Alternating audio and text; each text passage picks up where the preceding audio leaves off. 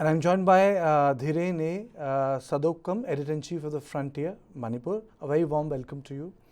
I'm also joined by Khoraija Matsuba, spokesperson Kokomi. A very warm welcome to you. I'll also be joined by Professor Prasanajit Biswas very soon from Shillong University. But I'll take opening comments from you. What happened in Moreh?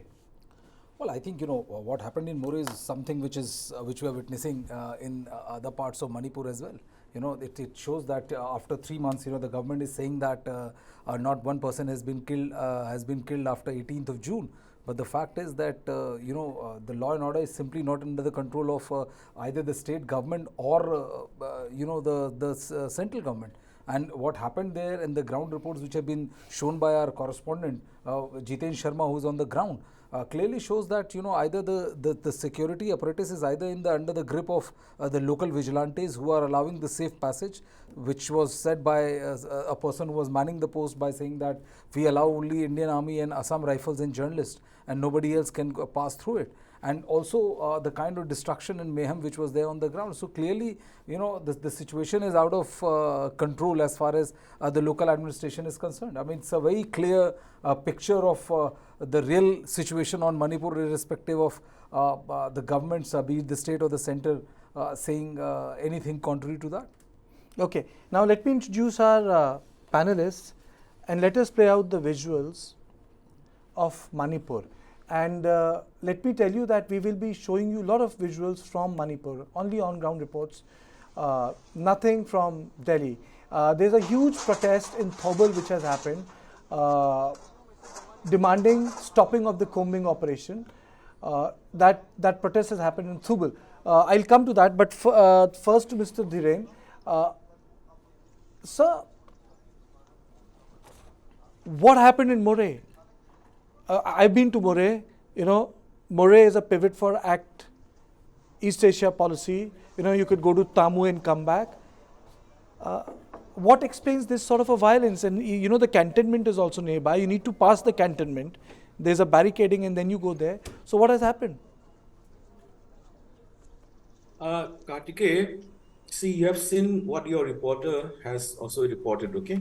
But what has been clear in our minds are sometimes subjective interpretation from various angles, okay? If one sees it from the angle of security that is provided to the people and the properties for protection of lives as well as properties and other things, I think the security system has totally failed, okay, to protect every places and people in Manipur. That is why we have been reporting rather on the what you call the death and destruction and what you call the aspect of violence, So, but my question is, Kartikeya, right in the outset of this program, you had mentioned that we are going to show you, what is actually happening, less of building narratives and all. But for me, I think as an editor of a news organization, the job for me is to interpret. But that is what I would reiterate again my single stand that I've been following till now.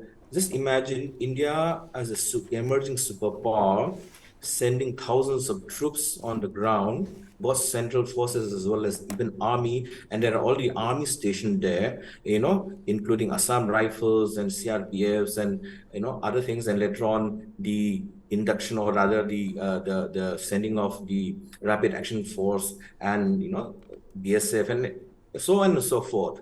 What I'm trying to argue is the amount of troops, aren't they enough to stop the crisis or aren't they to stop the violence? Okay, so where have all these so-called security forces, including the army, where have they all gone if they have failed to protect the people? I understand that failure of the state system.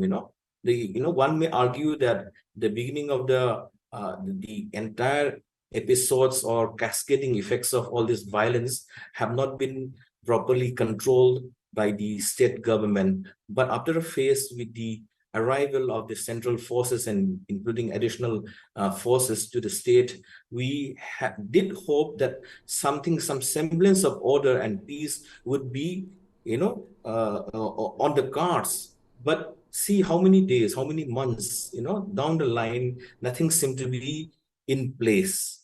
And it's very difficult at this juncture, whom do you point your fingers at? Because we know that two communities are at war, and both sides are declaring war, be it in the form of retaliation, be it in the name of outright offense or counter offensive measures. So all these are basic, in basic reportage we use all this thing, but then of course mentioning who all are taking sides. But the level of death and destruction that is happening in Manipur is, one, it's not enough to talk in terms of what is the actual loss, So I think one is to ponder upon how can we or look forward to, bringing peace and normalcy in the state. But what are the conditions, or what are the conducive conditions under which peace can prevail in Manipur has been a big question, not necessarily only for the people of Manipur, but the civil society organizations and various other common people, of the country, cutting across all party lines, cutting across all states in India. So I think it's high time that we also question not necessarily only people who are engaged into the kind of a violence, be it the communities or also the government, state government, as well as central government. So, seeing this kind of thing, I have no other choice but to, I mean, I not understand what blame, I but I understand. think I understand what are not you be saying, blamed, but the Sadokpam. complicit nature of the state. When I say state, it's not state, Manipur state government, but something, I think there's something which common people, also called observers, have not been able to understand. I think this is, there is a rollout of certain kind of a playing of politics, which I think that has to be stopped right now. Okay, I More think it's than been that, too much.